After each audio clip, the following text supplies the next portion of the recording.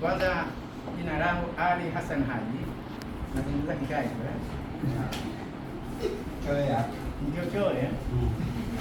Hii Madrasa Nurul Islamia chuo changu.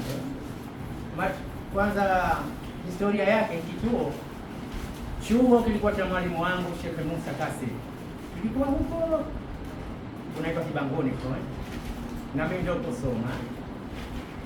Baada ya kusoma baada ya kusoma hicho chuo, mwalimu yule alikuwa mtu mkubwa sana, tena mtu mzima. Kwa hiyo akaniambia, bwana, mpaka sasa kwa makamu yangu mimi sasa itabidi chuo mkabidhi wewe, toka yupo chuo. Alhamdulillah, nikaendelea nacho bado hajafa nikaendelea nacho chuo, ngakichukulia hapa maana kuja kihamisha huko kwake, nikapeleka hapa, na kilikuwa chuo cha Majiti kitasi hakijawa cha matofali.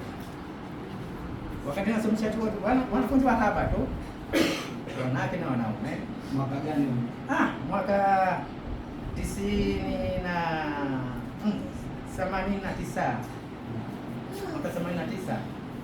Unafahamu, yule shekhe kwa mbaya akafa. Hapokufa ni bado chuo ninacho. Ni maana chuo mmekaa siku kirithi, yani pamoja mwenyewe yupo kwa uradi wake mpaka mwenyewe alipofika mauti wake, chuo ninacho kwa hapa nyumbani.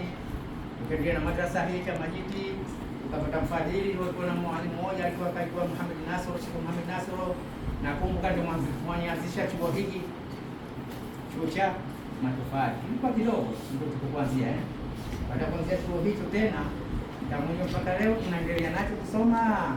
Akaja katika mfadhili mwingine, mfadhili huyo Mwarabu fulani, ndio kupiga chuo cha matofali sasa kikubwa mpaka leo, ambao ndio leo mpaka leo wanawake na wanaume. Ina walimu wangapi? Walimu 7. Wanafunzi unafika 100 hawa mpaka na 20 tunafika. Mafanikio ya Madrasatun Nur imefanikisha nini?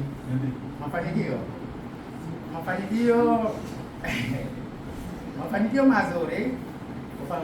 Mafanikio alhamdulillah, wana walimu tushapata humu, wanafunzi wetu wanaendelea na mafanikio ya kwa nao alhamdulillah, washajua kusoma na kusomesha wenzao.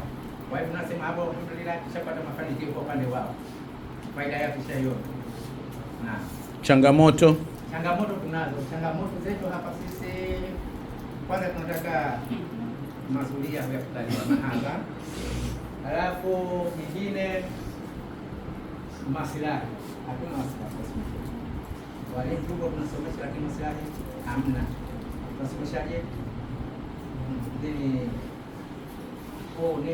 kwa Mungu tu. Sikia. Kwa hiyo changamoto hiyo nayo tunayo. Nyingine changamoto nyingine sasa watu wangu. Ndio viko alhamdulillah, yule wanawake na wanaume. Maji alhamdulillah tunayo.